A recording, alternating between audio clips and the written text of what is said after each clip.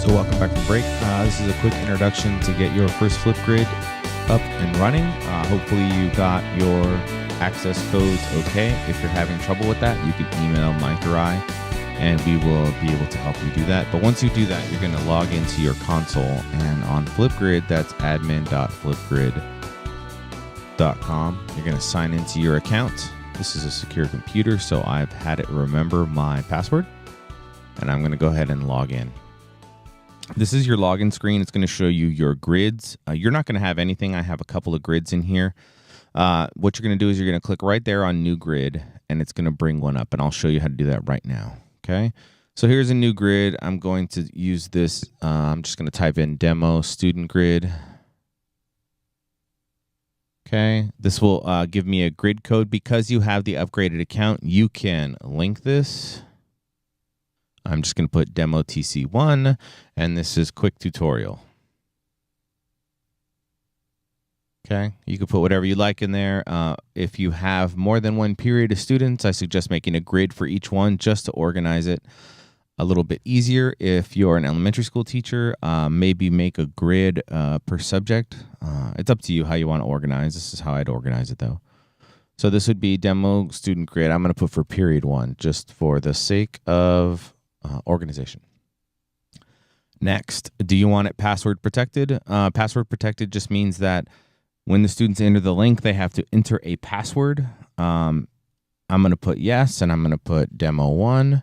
So whenever you go to the link on my Flipgrid right here, this link, demo TC1, you actually have to put in a demo 1 password. That just secures your student privacy a little bit more. If you're not going to be sharing these all over the place and it doesn't matter, you don't have to put security. Grid followers allow students to receive email notifications when new topics are created. Because we have student emails, I would put yes and then have the students follow each grid so they know, hey, there's a new topic up. That's going to be the easiest way for your students to get notified besides you telling them. Share links, users can share it. I don't want my kids sharing what other people are doing, so I'm going to turn that off. And I don't want students to download their video after. I want to, if they really want it, they can come to me. So I'm going to, it's just in the realm of keeping some privacy. I'm going to not let students download the videos. Features, notify me when new videos are posted or added. If you got 5 classes a day and you don't really want 150 response emails to come in, go ahead and click that off. That's going to be kind of overwhelming for you unless you create a specific folder in your Outlook account and then push all the email to there. And if you're interested in doing that, let me know. I can help you with that pretty easily. Transcripts, auto-generated transcripts. Yes, I do it so that my students can look and they can see the direct writing to speaking connections. So I put that on. Active, whether you want it active or inactive. Obviously, I'm making the grid, so I want it active. I can customize the header, and I'll show you what that looks like in a minute. I'm going to pick the one of the dog because he looks sad and fun. I'm going to push create grid, and it's going to take a minute. And now that I've created a grid is just a place to hold my topics. Okay, so the reason for organizational purposes, the grid is top level. And then each topic underneath that sits in the grid. So this demo period 1 class would be for my period 1 students. And then I would create topics that they would respond to underneath that. So here's demo topic 1. Demo topic 1. Okay. Display date. And then depends on how long you want your students to respond for. A minute is generally enough time. And plus it makes it manageable for you. If you want to make these private and you don't want other students to see them, you can put response moderation. That means you have to approve it before it goes out. If not, this is where you can talk about digital citizenship within your class and talk about responsibility and when you put stuff out in digital footprint, and don't be boneheads, okay? Here is the discussion question. It could be as complex or as simple as you would like it.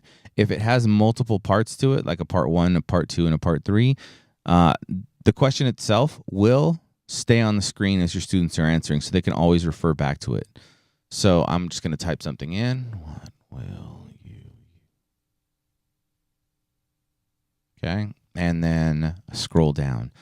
Section 2, topic status. Do I want it active or not? Active, inactive, frozen. Frozen means it's people can see it, but they cannot record. It says right there. Okay.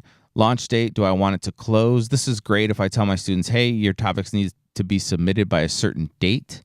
That will freeze the topic once the date passes. Okay, so let's look. I'm going to put it to be December 1st. So they can respond from now until December 1st. Okay, I can record a video or upload videos that I have for topic resources. I could put a video in from YouTube. So if I want them to watch a video, hey, watch this video and I want you to respond to these 2 questions, that's fine.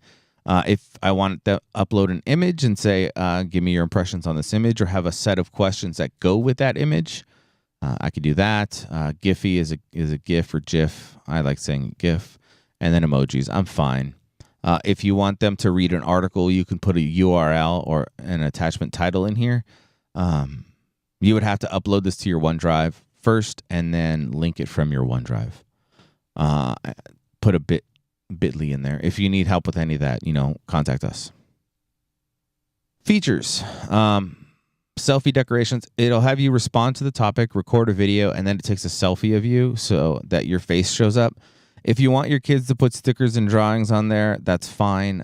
They can really get into this, and it's just a little hook so that, when people see the video, they can see the student and they see, the little stickers there, like crowns and basically decorations. It's fine. Emoji reactions. Students can respond to other students. So thumbs up, mic drop. There's a couple different posting emoji reactions that you can do it. It's fine. Allow students to add a link to their video. I usually set it to private so that only I can see them, because I want students to know that it's a secure place that they can talk and share their ideas, and somebody's not going to post it and put them on blast for saying something that they don't want to be public. Replies to responses. This is great for engagement. It allows students to reply to one another. This is great for discussion topics. I've assigned students tasks before and said, okay, now go comment on 2 other people's responses, either positive, you agree, you disagree, or I agree, but maybe they're missing some evidence or something. There's different ways to make students engage with other students on Flipgrid. And the good thing about that is it's all saved, and you can go back later and review and give credit for that response as well.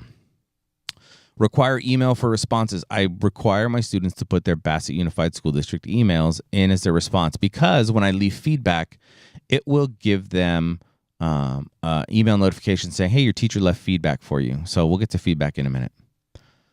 Video views, display the number of views. I like keeping it on. Response title, allow the students to add a title. This is just generally, hey, put your name where it says response title, just so I can quickly go through and without having to see the video, because sometimes they put stickers on and you can't see the actual face. Response title as your name makes it so that I can quickly go through and see who's responded and who hasn't. Section 6, feedback. This is the great part about having this new classroom account, not an individual account. You can leave some awesome feedback for students. So this is basic. Custom feedback. I can design a rubric around almost anything that I want. So if you already have a speaking and listening rubric that you like to use, I can put it in here. Okay. And I can go in here and add criteria to it. I've added these criteria before: hairstyle, organization, complete answer, performance, because those are the ones that I used. Hairstyle, I put in there as a demo. And what this will do is it will save this rubric across your accounts and across your topics and grades. So if I made it for one period, I already have it available to me for another. So I'm going to click organization, complete answer, critical thinking, and diction. I want to make sure that I can hear what they're saying. If you want to edit any of these, I can just hit the edit button. Diction, academic language, and vocabulary were used in discussion. Perfect. Minimum score, maximum scores. You can do it at a 4. You can go all the way up to 10. 4-point scale is easier for the high school. They kind of are used to that. So I'm going to update that right there. Once I've gotten all these topics, all the 6 steps filled in, I'm just going to go ahead and hit create topic. Now here is the link that you're going to give to students. Okay. The grid, remember, top level. This is the period level organizational piece. is Flipgrid Demo TC1. Also, here's the direct link to this new topic that I just created. Okay, how am I going to use Flipgrid? This is the link I'm going to give students. I'm going to say, I got it, thanks. Okay, this is my topic, Demo Topic 1. You can see up here, this is a hierarchy of your account. So my grids, I'm in Demo Student Grid Period 1, and this is Demo Topic 1. Okay, this is the code that I can see as a student, which means I could leave a response. I can share this topic multiple ways. I can send it out by URL. Here's the code. So if they have an app, if they're doing it on their phone, all they need is a code. They could type this code in. It would take them to your specific topic. They're going to have to enter that password, but this is the code. Here's a link. If I want to put it in OneNote, here's my embed code. I can copy and paste this directly into my OneNote, and it will show up. Or if I want to display this on the board and have students scan the QR code, I can do it in multiple ways. So that's all under Share Topic.